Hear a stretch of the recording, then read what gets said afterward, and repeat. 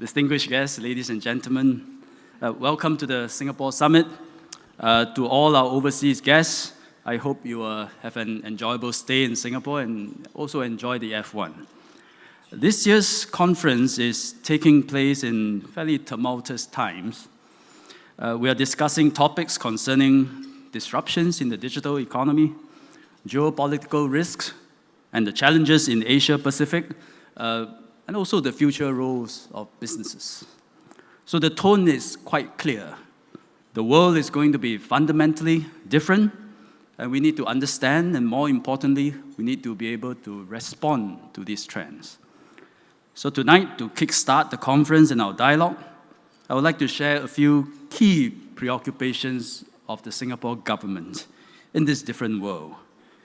And I will focus on the long term, worries that will be with us for many years to come. And then I will follow by talking and answering a favorite question Singaporeans will ask. What is the government doing about all this? So as a small state with no natural resources, no hinterland, we must always take the long-term perspective. And in fact, it is just about the only way a small state can have a long term. And I will touch on 4 areas tonight. The first is to keep our city refreshed and vibrant. In the coming decades, I believe the competition is less likely to be between countries, more likely between cities. And with more competitors in the fray, we must double our efforts to remain on the leading edge. To enhance our infrastructure, we are doubling the capacities of our airport and our seaport. We are building a new airport in the east in Changi Terminal 5, and a megaport in the west in Tuas. The Tuas seaport will allow us to relocate our container terminals in the city all the way to the west. And this will free up almost 1,000 hectares of prime land in our southern waterfront, probably creating 30 kilometers worth of waterfront space. And this is 3 times the size of the current Marina Bay, 1.5 times the size of Manhattan Island. And this will lift the constraints too for us to further expand our central business district. In addition, we are developing 3 business districts outside of our current CBD: Woodlands in the north, Punggol in the northeast, Jurong Lake District in the west. And this will better spread out activities across the city and even out transport demand. We will also be relocating the Paya Lebar Airport, a military airport in the middle of the island, also to Changi, freeing up another 800 hectares of land for future redevelopment. Another major area of redevelopment are our public housing estates. 80% of Singaporeans live in public housing. And most of the earlier ones, including entire residential towns, some of the older ones, were built in the 1970s. And the flats were sold on 99 leases, and they are around 50 years old now. Housing is a core compact between the people and the government of Singapore. So we will not allow an entire residential town to become old and run down. And that will reduce quality of life. It can potentially segregate the population, and we will drive down home values for our people. And so we have committed to upgrade the homes every 30 years at highly subsidized rates. And when the flats are around 70 years old, that's 20 years from now, the government will offer residents the option to buy back their flats and redevelop the entire estate. And if we can do this progressively, precinct by precinct, across each residential town, they will be rejuvenated progressively. And these are plans that will span the next 50 years. Second area, we need to build new economic engines. Foreign direct investments, FDI, has been a major part of Singapore's growth model. We set up EDB, the Economic Development Board, to attract MNCs, who built up a manufacturing base and drove Singapore's exports. We have a compelling proposition for MNCs. Rule of law, zero tolerance for corruption, safe and stable environment, hardworking and skilled people, harmonious tripartite relations amongst unions, employers, and the government, and good infrastructure to bring their exports to the world. The FDI model remains important, but we think it's no longer sufficient. Our economy is maturing. We are already pushing the limits of our land and manpower resources. And in the meantime, technology is advancing rapidly, and our region is a booming market. Southeast Asia, China, India.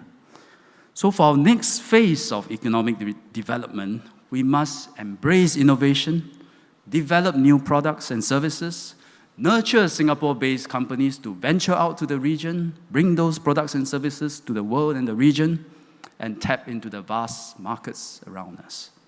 So from making things to creating things, from bringing in FDI to venturing out to the world, this is a major shift in economic strategy. To support this, we have been attracting R&D centers and laboratories into Singapore and patiently investing in R&D. These centers and labs are at the frontiers of technology, delivering innovation which has the potential to be commercialized, spin-off into enterprises which can grow and create jobs. So what is our new value proposition? Sustained investment in R&D as a priority. World-class universities, one of the top intellectual property protection regimes in the world. A conducive living environment with good food, well-educated local talent pool, a well-regulated yet enterprise-friendly environment. We also have a network of FTAs, free trade agreements, with ASEAN, US, China, India, Japan, Korea, Australia, New Zealand, all the key markets around us. So we're not done too badly. Today, Google is working on its next billion customer project from Singapore. Grab has its global innovation hub at the National University of Singapore. Alibaba has set up its first R&D center, Da Mo Yuan, outside of China, in Singapore, in collaboration with Nanyang Technological University, NTU. PayPal has its innovation hub. Siemens has its digitalization hub. Dyson, its R&D center. HP, its accelerator. So we have also our fair share of homegrown unicorns. Our universities are bustling with entrepreneurial activities. Many companies are racing to ride the innovation and digitalization wave. And this is a transformation that will take us many more years ahead into the long term. The third long-term trend is an inexorable one that many of our countries share, which is a population that's getting older. Singaporeans are living longer, and young couples are having fewer babies. I believe TFR 1.16. Japan is 1.4, not too bad. We will love 1.4. Today, about 1 in 7 Singaporeans are aged 65 and above. This will fall to 1 in 6 in 2020, fall further, 1 in 5 in 2025, and then fall further and stabilize 1 in 4 about 2030.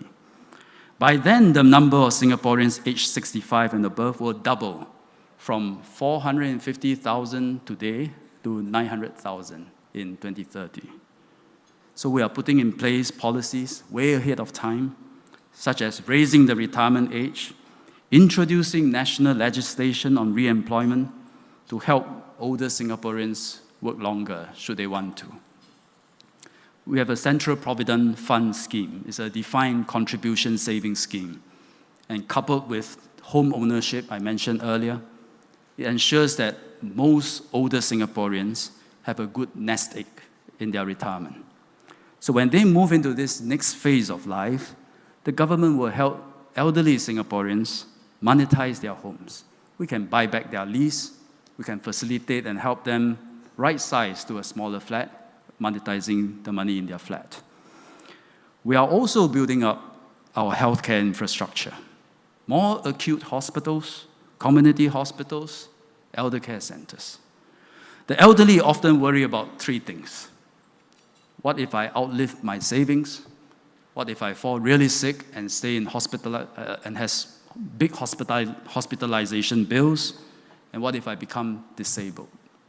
So in recent years, we revamped our national savings and healthcare insurance schemes to specifically address these worries and give older Singaporeans better peace of mind. Even so, we expect government healthcare expenditure to grow rapidly. Today, in terms of ministries, the top spending ministry is defense, followed by education and healthcare. I think it's very likely healthcare will overtake education in next few years. To fund increased healthcare expenditure, we have announced earlier this year during our budget, that we will raise the goods and services tax from 7% to 9%, but after the year 2020, when the money is needed. And we have a duty to give early notice to Singaporeans and explain the rationale that we need to ensure fiscal sustainability in the long term. And finally, all roads lead to education. One thing about being Minister for Education, every problem in the world, they say, is because of education. That's one thing I learned. So the work in education is always long-term by nature. And our Ministry of Education's mission is to mold the future of Singapore. Because whatever changes we make in schools today, we don't see the effects until maybe 20 years later. And the effects can be profound, influencing an entire generation. So what are the changes we are making today that will affect a whole generation 30 years from now? First, with rapid technological advancements and industry disruptions, learning is no longer a matter of 15 or 20 years in your early years, but part and parcel of our life. Further, as knowledge becomes more accessible and learning is lifelong, there is less need to front-load the transmission of knowledge in your formative education years. And in fact, increasingly, it is human skills, including essential soft skills, that carry a premium. You can Google knowledge. It's hard to Google skills and experience and wisdom. Finally, because it is a lifelong pursuit of learning, it is not easy. It will be difficult. And so we must cultivate in our students curiosity and passion to keep them going, to drive their desire to learn for life. So we launched a national movement called Skills Future to promote all these ideas. We consolidated all functions related to education. Preschool education under the Ministry of Family and Social Affairs, adult workers training under Ministry of Manpower, and put them all under Ministry of Education. So cradle to grave, learning comes under Ministry of Education. We instituted a systemic process to help our young, starting from primary school, to progressively discover their strengths, grow their interests, and guide them into possible career paths. At the post-secondary level, we have developed a system of multiple pathways to cater to students with diverse talents and strengths. And as they move into the workforce, we have a comprehensive system to meet their upgrading needs. So our tertiary institutions, university, polytechnics, they have now assumed a new mandate for lifelong learning, and they are all transforming themselves. Polytechnic and university education have moved away from didactic teaching in lecture halls, and they become a lot more experiential.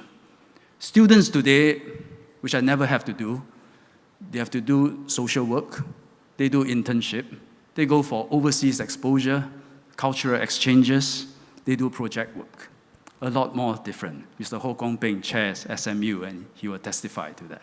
Yeah. And they do a great job at SMU. The National University of Singapore, they have declared enrollment into NUS now is for 20 years. 4 years to get your degree, just to get you started, and many more years keep coming back to campus to keep on learning, update your skills and knowledge. Institutions, they are admitting students based on passions and talents, not just their academic grades. We still have a lot of work to do.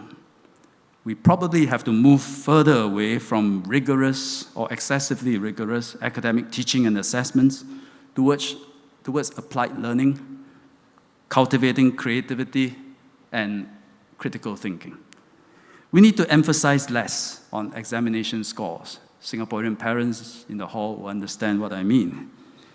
We need to deliver differentiated teaching while ensuring all students have a mindset of growth and achieving excellence. We are entering a new era in education, reinventing the way we prepare our young for adulthood and beyond. And this is a long-term endeavor. I've outlined 4 ways in which we are remaking the Singapore state, the way we build our city, work our economy, transit to a much older population, and educating our young, giving them the tools to pursue a good and fulfilling life. All these are long-term plans that will last 20, 30 years or more. And these are some of our responses to a changing world. All around the world, politics and governance are becoming more short-term, more populist. It is hard to explain this trend. Perhaps social media is breeding more angst and more impatience amongst people. Online falsehoods are dividing societies and increasingly becoming a national security issue. Perhaps big data is also changing politics, from an art of a long-term search for a better life to an auction for short-term euphoria. But in Singapore, we have chosen to keep our orientation firmly towards building for the long term. It is the only way that a small state can survive and do well. I look forward to an engaging and insightful dialogue. Thank you very much.